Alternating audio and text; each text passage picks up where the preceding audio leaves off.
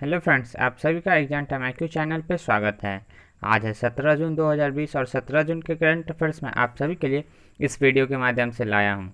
आप सभी इस पूरे वीडियो को ध्यान से देखें क्योंकि मैं प्रत्येक प्रश्न का एक एक का डिटेल में आंसर बताऊँगा और अंत में आप सभी से एक प्रश्न भी करूँगा जो कि पिछले वीडियो से होगा, तो आप सभी उस प्रश्न का उत्तर हमें कॉमेंट बॉक्स के माध्यम से दीजिएगा। और जो भी फ्रेंड्स अभी तक चैनल एग्जाम टाइम IQ को सब्सक्राइब नहीं किए हैं तो कृपया सब्सक्राइब भी कर लें, क्योंकि मैं इस चैनल के माध्यम से आप सभी के लिए प्रतिदिन करंट अफेयर्स वीडियो ला रहा हूँ और आगे भी लाता रहूँगा। तो आइए अब आज का पहला प्रश्न देखते हैं। International day of family remittance कब मनाया जाता है?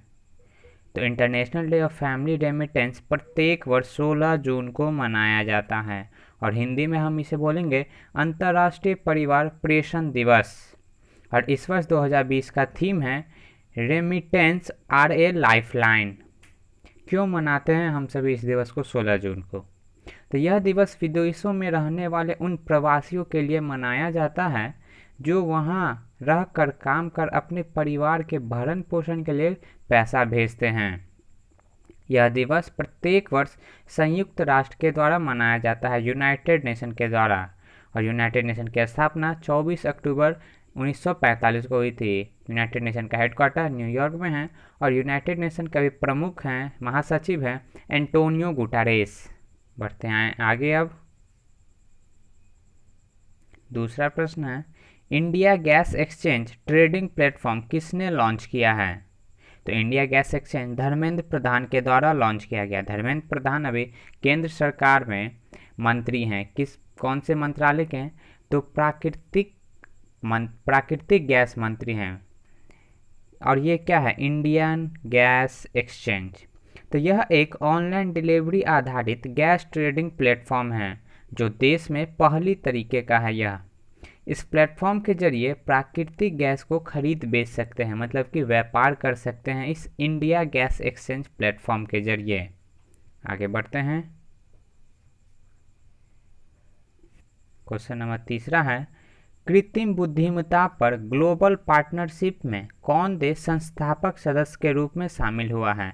आर्टिफिशियल इंटेलिजेंस पर एक ग्लोबल पार्टनरशिप गठित की गई है, तो इसमें कौन सा देश फाउंडिंग मेंबर के तहत शामिल हुआ है?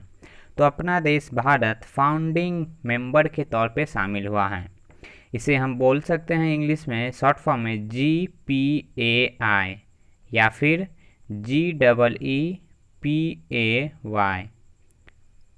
GPAI मतलब G for global, P for partnership, A for artificial and I for intelligence. Bharat के साथ और भी अन्य देश शामिल हैं जैसे Britain, Australia, Canada, America, Italy, Singapore, New Zealand, Mexico, France, Germany, Korea और यूरोपियन यूनियन। ये सभी देश मिलकर एक संगठन, एक पार्टनरशिप किए हैं। किसके लिए? तो ग्लोबल पार्टनर्स मतलब कृत्रिम बुद्धिमत्ता के विकास के लिए साथ मिलकर काम करेंगे। आगे बढ़ते हैं चौथे प्रश्न की ओर। इंस्टा फ्लैक्सी कैश सुविधा किस बैंक ने शुरू की है? कौन सी सुविधा? तो इंस्टा फ्लैक्सी कैश। तो यह ICICI बैंक के द्वारा शुरू की गई है। यह एक डिजिटल सुविधा है जो वेतन खाता धारकों के लिए शुरू की गई है। वेतन खाता ग्राहकों के लिए शुरू की गई है। किनके द्वारा? ICICI बैंक के द्वारा। ICICI बैंक का हेडक्वार्टर मुंबई में है। ICICI बैंक की स्थापना जून 1994 में हुई। 1994 में जून 1994 में हुई थी ICICI बैंक की स्थापना। और अभी ICICI बैंक के CEO हैं संदीप बख्शी। पांचवा प्रश्न देखते हैं अब। MSMEs के लिए सुरक्षा वेतन खाता किस पेमेंट बैंक ने शुरू की है? सूक्ष्म, लघु और मध्यम उद्योग के लिए सुरक्षा वेतन खाता किस पेमेंट बैंक ने शुरू की है? तो एयरटेल पेमेंट बैंक के द्वारा शुरू की गई है यह सुरक्षा वेतन खाता। यह हॉप्सी कैश इंश्योरेंस और पर्सनल एक्सीडेंट इंश्योरेंस को भी प्रदान करेगा इस खाते के जरिए। इनके लिए तो MSMEs के लिए। आगे बढ़ते हैं अब। छठा प्रश्न है, माइक्रोबीज किलिंग डिवाइस जर्मी बैन किसने लॉन्च किया है? एक डिवाइस का नाम है जर्मी बैन, किसने लॉन्च किया है इसे? तो जी किशन रेड्डी के द्वारा यह डिवाइस लॉन्च किया गया, यह उपकरण। और जी किशन रेड्डी अभी केंद्रीय सरकार में गृह राज्य मंत्री हैं। यह डिवाइस वायु रोगाणुओं को मारने में मददगार होगा, जिसका उपयोग quarantine centre, isolation ward, hospital में किया जाएगा। जर्मी बैन के जरिए वायु रोगाणु मतलब जो रोगाणु हवा में रहते हैं उन्हें मारने में मददगार साबित होगा। और किसके द्वारा विकसित किया गया है? तो यह device Atal incubation centre and association of lady entrepreneurs of India women entrepreneurs द्वारा विकसित किया गया है। आगे बढ़ते हैं 7वें प्रश्न की ओर। प्रश्न है, किस राज्य सरकार ने आर्थिक रूप से कमजोर वर्गों को 10% आरक्षण देने का फैसला किया है? 10% रिजर्वेशन देगी। कौन सी सरकार? तो सिक्किम सरकार के द्वारा यह फैसला लिया गया है। जो व्यक्ति SC ST और OBC के आरक्षण श्रेणी में नहीं हैं उन लोगों को राज्य सरकार 10% आरक्षण देगी। और इनके कुछ शर्त भी हैं कि जिस लोग के इनकम वार्षिक इनकम 8 लाख से कम हो और उनकी भूमि 5 एकड़ से कम हो, उन्हें यह आरक्षण दिया जाएगा। किस सरकार के द्वारा? तो सिक्किम की राजधानी गैंगटॉक। सिक्किम के अभी मुख्यमंत्री हैं प्रेम सिंह तमांग और सिक्किम के गवर्नर हैं, राज्यपाल हैं गंगा प्रसाद। अगला प्रश्न देखते हैं अब। 8वां प्रश्न है, सभी CGST और कस्टम ऑफिस के लिए ई ऑफिस ऐप किसने लॉन्च किया है? तो CBIC के द्वारा ई ऑफिस ऐप लॉन्च किया गया है। Central board of indirect taxes and customs. क्या है यह CBE ऑफिस ऐप? किस तरीके से काम करेगा? तो पूरे भारत के 500 CGST और कस्टम ऑफिस में यह ऐप काम करेगा। यह पेपरलेस, कॉन्टैक्टलेस और फेसलेस सुविधा प्रदान करेगा ई ऑफिस ऐप।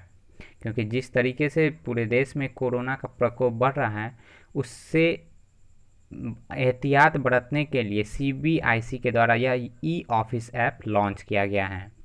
इस ऐप को NIC और प्रशासनिक सुधार एवं लोक शिकायत विभाग ने मिलकर विकसित किया है। और अभी CBIC के चेयरमैन हैं, अध्यक्ष हैं M अजीत कुमार। अगला प्रश्न देखते हैं 9वां है,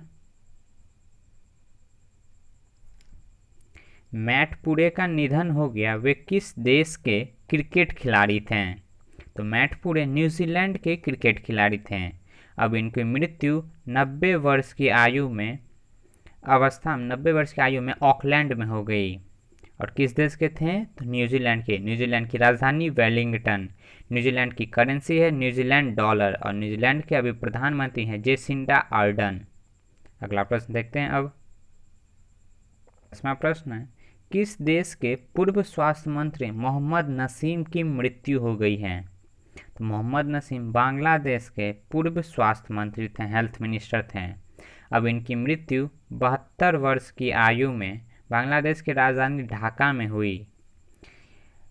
मोहम्मद नसीम 1999 से 2001 तक गृह मंत्री रह चुके हैं और 2014 से 2018 तक बांग्लादेश के स्वास्थ्य मंत्री रह चुके हैं। अब इनकी मृत्यु हो चुकी है।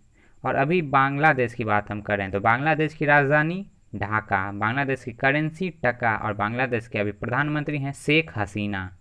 अगला प्रश्न देखते हैं अब। 11वां प्रश्न है, नेपाल ने भारत के साथ किस मंदिर के बुनियादी ढांचे में सुधार के लिए MOU पर हस्ताक्षर किए हैं? MOU मेमोरेंडम ऑफ अंडरस्टैंडिंग पर हस्ताक्षर किए। तो किस मंदिर के लिए? तो पशुपतिनाथ मंदिर के लिए भारत ने हस्ताक्षर किए हैं। भारत ने पशुपतिनाथ मंदिर में स्वच्छता सुविधा के लिए 2 करोड़ 33 लाख रुपए के लिए 2.33 करोड़ लाख रुपए देने का निर्णय लिया है। यह समझौता नेपाल के संघीय मामलों के मंत्रालय और भारतीय दूतावास के बीच हुई है। भगवान विष्णु का यह मंदिर नेपाल का सबसे बड़ा मंदिर है। पशुपतिनाथ भगवान विष्णु का मंदिर है जो कि नेपाल का सबसे बड़ा मंदिर है। और यह पशुपतिनाथ मंदिर बागमती नदी के किनारे स्थित है। बागमती नदी के किनारे। और हम बात करें अभी नेपाल के विषय में, और नेपाल की राजधानी है काठमांडू। नेपाल की करेंसी है नेपाली रूपी। नेपाल के अभी प्रधानमंत्री हैं केपी शर्मा ओली, और नेपाल के अभी राष्ट्रपति हैं विद्या देवी भंडारी। अगला 12वां प्रश्न देखते हैं अब। भगवान हनुमान की सबसे ऊंची प्रतिमा किस देश में स्थापित की गई है? Tallest statute of Lord Hanuman. तो अमेरिका में स्थापित की गई है यह प्रतिमा। यह प्रतिमा अमेरिका के डेलावेयर, किस शहर में? तो डेलावेयर में स्थापित की गई है, जो 25 फीट ऊंची है। इस देश में किसी हिंदू भगवान की यह सबसे ऊंची प्रतिमा है। किसी हिंदू भगवान की सबसे ऊंची प्रतिमा है। काले ग्रेनाइट से निर्मित यह प्रतिमा 30,000 केजी वजन का है। कितना? 30,000 केजी वजन का है यह काले ग्रेनाइट का प्रतिमा। कहाँ स्थापित की गई है? तो अमेरिका में। अमेरिका की राजधानी वाशिंगटन डीसी। अमेरिका की करेंसी डॉलर, और अमेरिका के अभी राष्ट्रपति हैं डोनाल्ड ट्रंप। आगे बढ़ते हैं। आप सभी से मैंने कल प्रश्न पूछा था, सुरक्षाकर्मी और पुलिसकर्मी के यूनिफॉर्म को सैनिटाइज करने के लिए किसने जर्मी क्लीन विकसित की है? तो यह जर्मी क्लीन DRDO के द्वारा विकसित की गई थी। जर्मी क्लीन एक सैनिटाइजिंग चैम्बर है जो 15 मिनटों में 25 जोड़े यूनिफॉर्म को, 25 जोड़े वर्दी को सैनिटाइज कर सकती है। और किसके द्वारा विकसित की गई? DRDO, defence research development organisation. इसकी स्थापना 1958 में हुई थी। हेडक्वार्टर है DRDO का न्यू दिल्ली में, और DRDO के अभी प्रमुख हैं, अध्यक्ष हैं G सतीश रेड्डी। अब देखते हैं आज का आप सभी के लिए प्रश्न कौन सा है।